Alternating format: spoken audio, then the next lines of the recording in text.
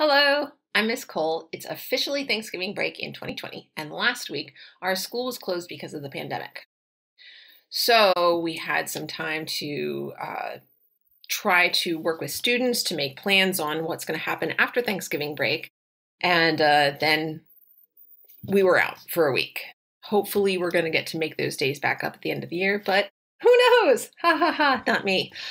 So, lots of stress, lots of frustration, and I woke up Saturday morning after dealing with all of that on Friday and was thinking, we have this unexpected week off, and it's not yet a holiday, so I want to get out of here. So we packed up the car and we headed to Orlando and decided to take our first trip to Universal Studios. And we did that because we'd never been there before, even though we've been to Disney World an awful lot. We're kind of Disney veterans.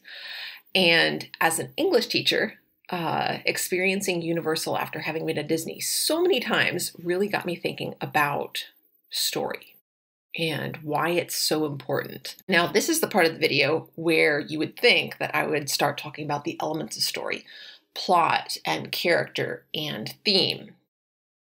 This is not that video. We'll get to that later as far as what makes it a story and what the elements of story are. But what I really got to thinking about was that the stories that we share, both as tellers and as an audience, they shape the way that we perceive everything. And that's why story matters.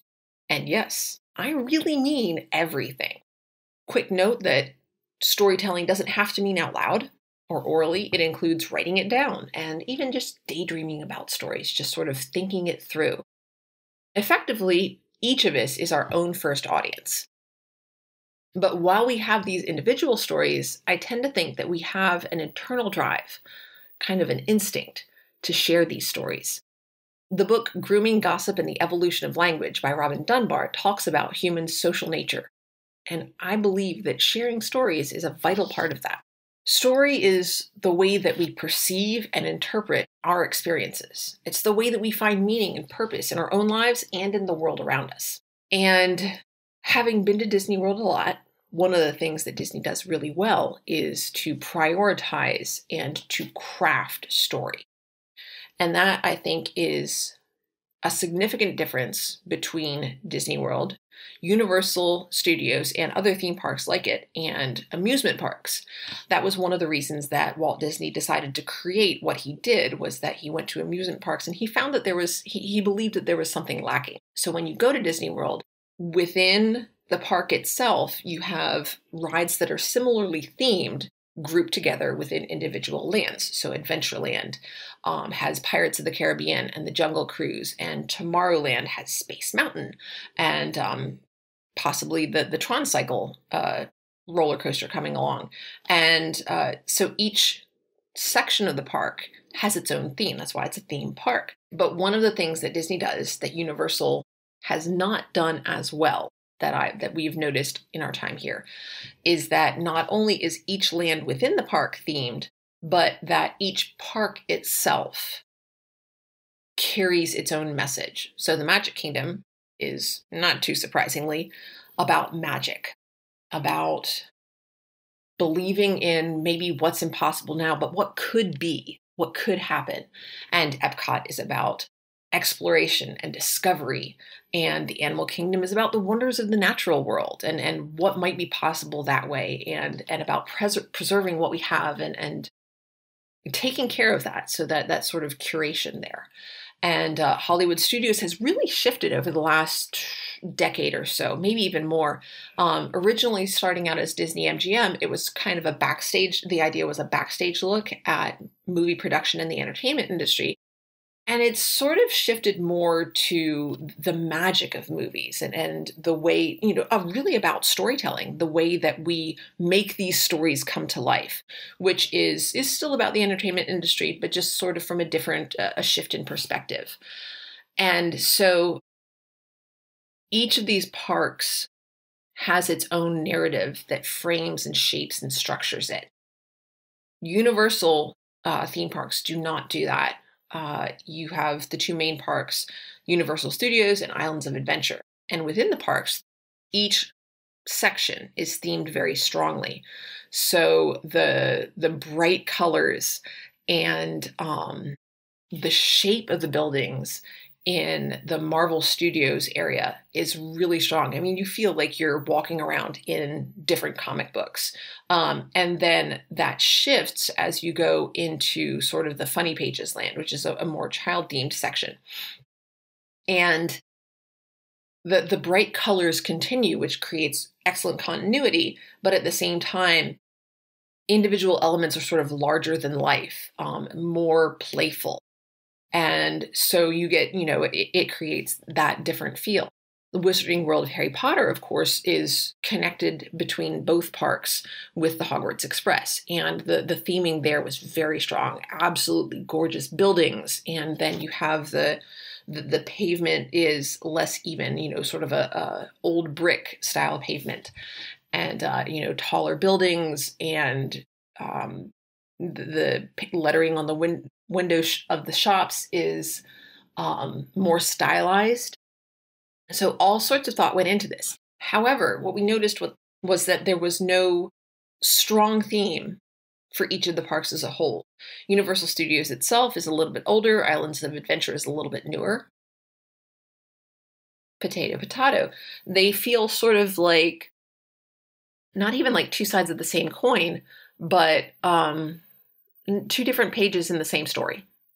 It's not that the rides are the same. There are some differences there, but that there's no strong feel of thematic difference between the parks themselves. And that's not the only thing that matters. There were fun rides at both parks. That was great. Another example is Six Flags, which has even less theming. You have sections within the park. Six Flags does have rights to some of the DC properties. So for example, the Batman ride at Six Flags is very well themed. You go through the queue and there's lots of concrete and metal and lots of gray colors, grays and browns, so that it feels like an urban area, that you're in Gotham and it's gritty and dirty and that, there's crime lurking around every corner and it needs Batman. And, it's lots of fun. But at the same time, some of the other rides, the Tilt-A-Whirl, I think, is themed for Harley Quinn. And it's got, sort of a red and black design. And it spins around and it's a little bit crazy. But it's a Tilt-A-Whirl. Let's be real. There's nothing wrong with that. I like the Tilt-A-Whirl. But it doesn't really tell a story. So there's some differences there. And I think that that's part of why Disney has been as successful as a company as they have within the theme park industry, is because of their strong use of narrative. We're staying at Animal Kingdom Lodge, and there's theming just in the hotel rooms, and it's very strong and it's very consistent. So I have lions on the headboard of the bed. The desk that I'm at has little fish carved in it. Out in the main room, the dining room table, the legs of the dining room table, they have hooves at the end. And then, of course, there's the artwork on the walls, and the lamps look like, sort of a heavy fiber woven on the lampshades, and they're laced with faux leather straps. So the theming is strong, not just in the parks themselves, but throughout the property, that says that this is the story that you are in. And I think the dedication to story is a significant part of what has made Disney as successful as it has been. In the book Thinking Fast and Slow, Daniel Kahneman talks about the ways that different processes in our brains shape the decisions that we make. Research shows that while we tend to believe that we collect information and then make decisions based on it, what actually happens is that we make decisions and then we judge the information that we have based on the decision that we already made. So our prior experience and our worldview, our personal stories, tend to influence new decisions more than new information does. One recent example of that is the way that our society has responded to COVID-19. The American narrative of rugged individualism and exceptionalism shapes the way that we as individuals and as a society have responded to the pandemic in comparison to societies that are more community-minded. Because a lot of the ways that we can be effective in controlling the spread of this disease are things that don't have as much of an effect on us personally. So wearing a mask, research has shown, has a greater influence on whether, if you're infectious, that you'll spread it to others. It protects other people more than it protects you. Likewise, self-isolating is a real inconvenience for you, but, and if you've already been exposed, you've already been exposed. But it protects other people, again, more than it protects you.